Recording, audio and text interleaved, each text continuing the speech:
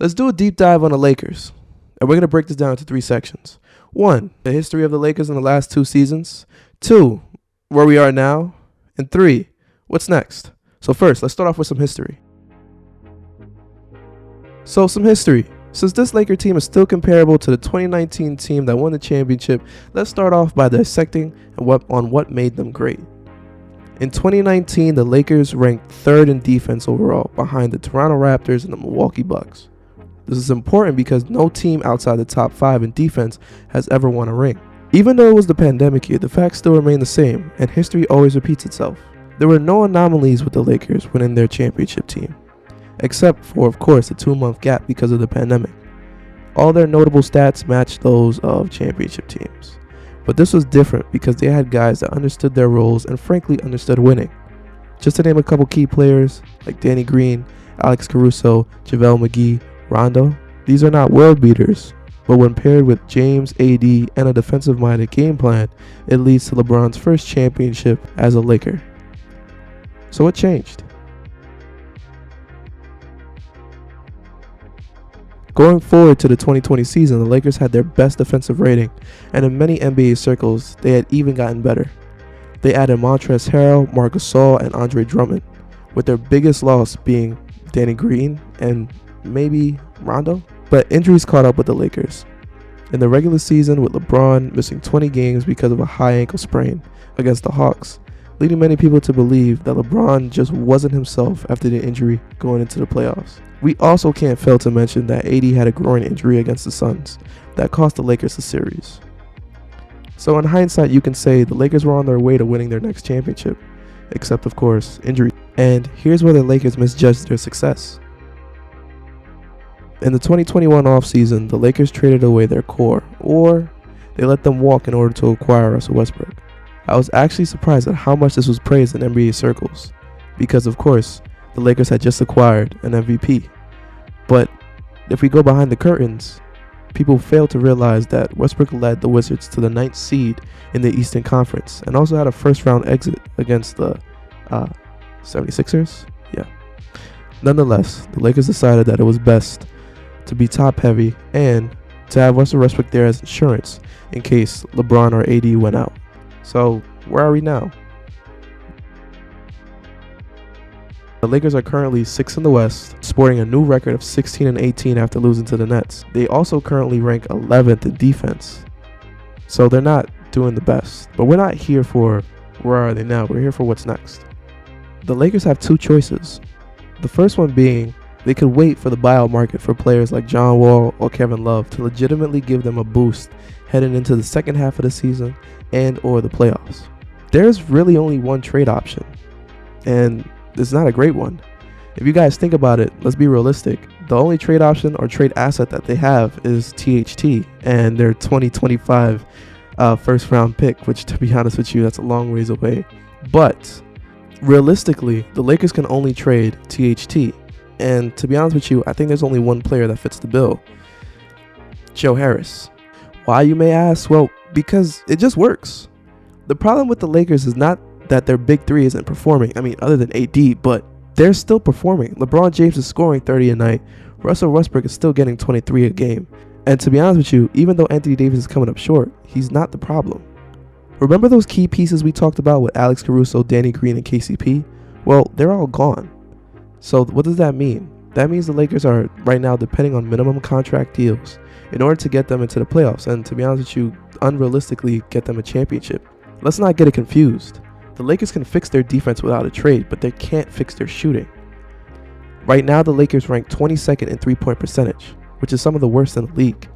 They need a player with a jump shot, and that player right now is Joe Harris, given the fact that, to be honest with you, he's not getting many minutes on the Nets, or he's not performing well on the Nets, but you just know guys like him can shoot.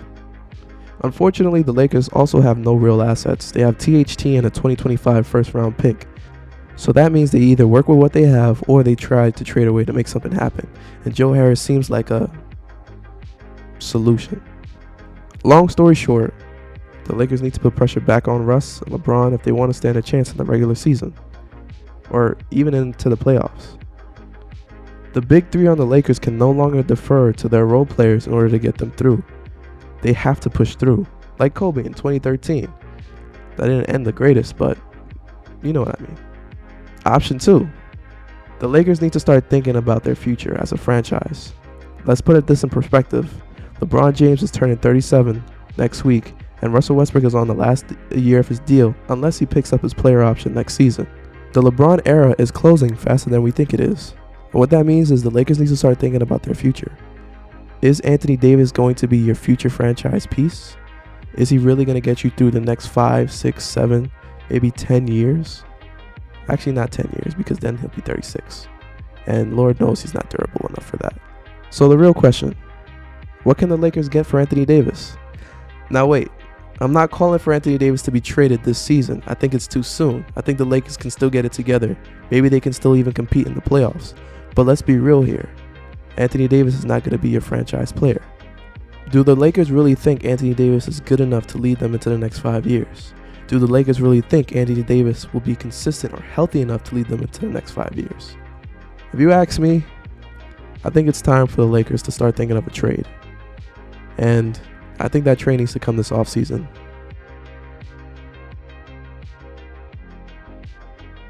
To be honest with you, there's only 2 realistic scenarios. Who's in the news the most often is going to be Ben Simmons or Damian Lillard. Now don't get me wrong, I know we hear this name all the time, but bear with me. One of them being Ben Simmons. Ben Simmons is not in a position to be traded at this moment. If the 76ers had a deal for Ben Simmons, he would already be traded. But let's be realistic. The 76ers are probably going to hold on to Ben until the offseason. I doubt it's going to be until the trade deadline, and they're definitely not going to buy him out. That means Ben Simmons is a key target for the Lakers and an actual possibility. His contract and Russell Westbrook's contract match up, which means that if Russell Westbrook opts back in, they could do a sign and trade. Now, why would the 76ers actually do that? Well, they'll have Russell Westbrook, they'll have his contract, and to be honest with you, if all else fails with the 76ers, they'll at least make it to the playoffs with Ben Simmons, Tobias Harris, and Joel Embiid. They probably won't get what they expected back, but let's be real here. Ben Simmons is not going to sit on the bench for the next 2, 3, 4, 5 years. The 76ers are going to have to let him go eventually. And for right now, I think a Russell Westbrook trade is doable in the offseason, even if they get a third team. The most realistic one, and the one I think is probably going to happen, is Damian Lillard to the Lakers. The Trailblazers are in a position where they have to rebuild. At this point, Damian Lillard's 32, which means he doesn't have any more prime years left. After this season, maybe next season, he's going to start to decline. Now, what does that mean for the Lakers? It means opportunity. The Lakers can find a chance and find a deal for Anthony Davis and Damian Lillard. And to be honest with you, out of all the prospective deals, this one actually makes the most sense. The Lakers want to avoid a rebuild process, and to be honest with you, the Trailblazers need to rebuild. It's a win-win for both scenarios. The Trailblazers get back Anthony Davis, who just signed a 5-year extension, which means he'll be on paper the Trailblazers for years to come. And to be honest with you, it'll keep them relevant, just like the Pelicans. Damian Lillard, on the other end, gets to play for a winning franchise like the Lakers and also gets to play with LeBron. And don't get me wrong, LeBron also does well when he has scoring point guards. LeBron needs players that can get the ball out of his hands and also orchestrate the offense. LeBron can't be everywhere at once on the court. Damian Lillard provides that exact help that LeBron James needs. But what about Westbrook, you may ask? To be honest with you, I don't see Westbrook declining this $48 million deal next year. So what does that mean? That means his contract can be flipped. The next season, Russell Westbrook is owed $48 million. Don't forget, in order to acquire Russell Westbrook, the Lakers needed to give away 3 pieces: Montrezl Harrell, Kyle Kuzma, and KCP. This also means that the same deal can be done to offload Russell Westbrook. If the Lakers can find a deal for Russell Westbrook that includes multiple players, doesn't have to be multiple top or impact players, just multiple players, better than minimum contracts that can get them above, I think the Lakers can get it back together. And if we're honest, Russell Westbrook is an icon, and to be honest with you, an NBA legend at this point. But that doesn't necessarily mean he's the answer. He's been on multiple teams, and on all of those teams, he's always come up short.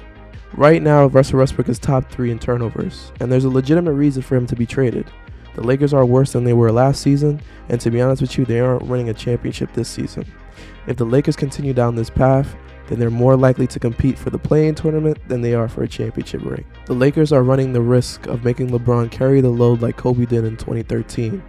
And don't forget, with Kobe averaging 40 minutes a night in the last month of the season, he tore his Achilles. Now LeBron has never been injury prone, but Father Time has never been defeated. And I would hate to see LeBron carrying a load like that, especially at the age of 37. So, for those of you questioning my take, let me ask you, if the Lakers don't pull this off, what's next?